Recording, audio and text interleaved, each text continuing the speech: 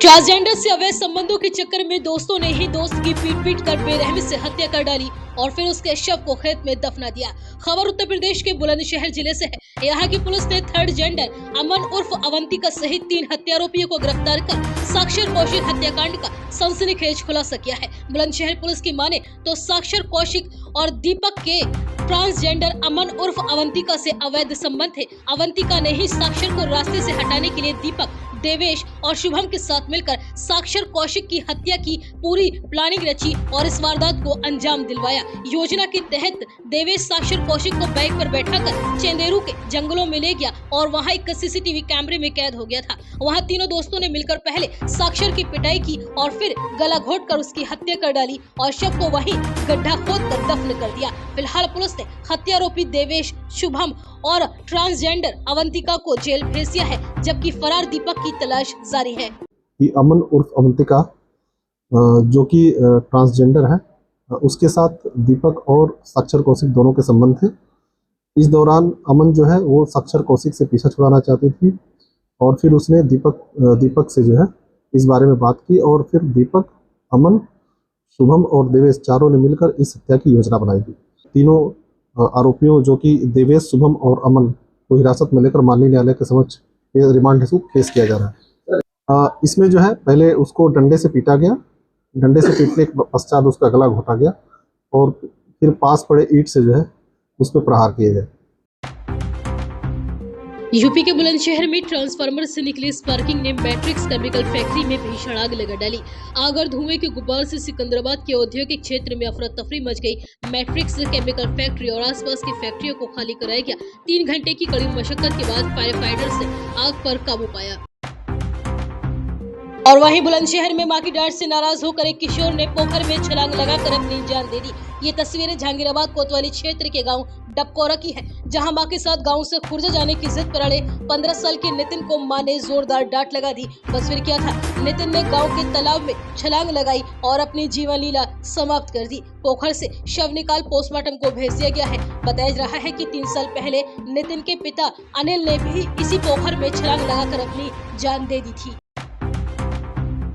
UP के blood बैंकों में खून के खेल को लेकर प्रशासन अलर्ट मोड में है। ब्लड बैंकों में डोनेटेड ब्लड की खपत, blood testing, exchange system, cold chain documentation आदि को लेकर जनपद के 9 में से 5 ब्लड बैंकों पर छापेमारी कर कार्यवाही हुई है। बुलंदशहर के ड्रग इंस्पेक्टर अनिल आलन ने बताया कि 5 ब्लड बैंकों संचालकों को नोटिस जारी किया गया है। बुलंदशहर में 5 ब्लड सेंटर पर कार्रवाई की गई है, जिसमें एक नीलम है जो कि बुलंदशहर में है, स्वास्थ्य खुर्जा में है, Bulandshahr charitable blood centre Bulandshahr में है, जीवन धारा बुलंदशहर में है, वरदान है, ये आपका गुलाउटी में है। 5 पे इंस्पेक्शन किया गया है। इसमें बाहर की टीमें आई थी, इंस्पेक्शन किया गया, इंस्पेक्शन रिपोर्ट मुख्यालय भेजी गई है।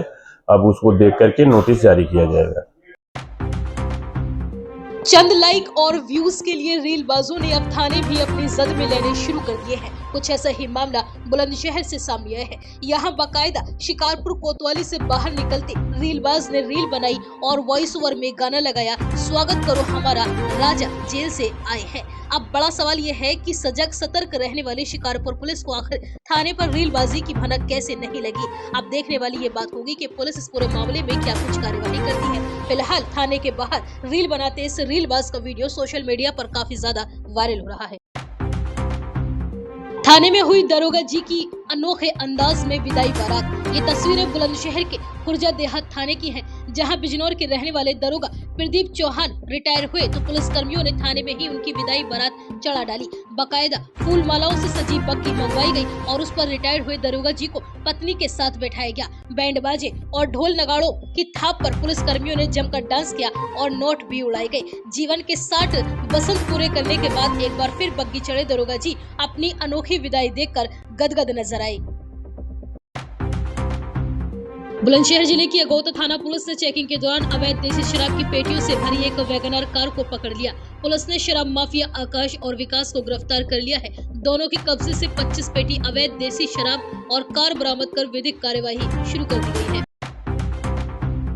बुलंदशहर के सिकंदराबाद में भारतीय किसान यूनियन के कार्यकर्ताओं ने विद्युत समस्याओं के समाधान की मांग को लेकर धरना प्रदर्शन किया। उन्होंने कहा कि बंचावली, कोंदू, जगतपुर, सुल्तानपुर, रसूलपुर आदि गाँवों में हाई टेंशन लाइनें नीचे हैं। कई जगह बिजली पोल नीचे से गले हुए हैं, जिनसे हादसों की संभावनाएं बनी रहती हैं। मौके पर पहुंचे एक्शन ने 1 सप्ताह में सर्वे कराकर समस्याओं के समाधान का आश्वासन दिया है। बुलंदशहर में परिवहन विभाग ने संभावित हादसों पर अंकुश लगाने को स्कूली वाहनों की जांच पड़ताल करना शुरू कर दिया है। ARTO परिवर्तन ने आज 60 स्कूली वाहनों का निरीक्षण कर 20 के चालान किए और 3 स्कूल कैब को सीज भी कर दिया गया। विभाग ने स्कूल संचालकों से UPISVMP पोर्टल पर स्कूली वाहनों का डाटा अपलोड करने और वाहनों की फिटनेस दुरुस्त रखने की अपील की है। बुलंदशहर के कुछ ढाबे और होटलों में जिस्म फरोशी का धंधा खूब फल-फूल रहा है। ताजा मामला जहांगीराबाद कोतवाली के पास स्थित एक होटल का है, जिसमें नाबालिग की सूचना पर पुलिस ने रेड की। इस दौरान नकाब बांधकर निकलती युवतियां और होटल संचालक का मीडिया कर्मियों द्वारा कैमरा चलाने का विरोध करना यहाँ हो रही कारगुजारियों की कथा खुद बयां कर रहा है। हालांकि अनूप शहर के CO विकास प्रताप सिंह चौहान ने बताया कि अवैध तरीके से चल रहे होटल को बंद करा दिया गया है और वहाँ मिली युवतियाँ बालिग थी और सभी को चेतावनी देकर छोड़ दिया गया है।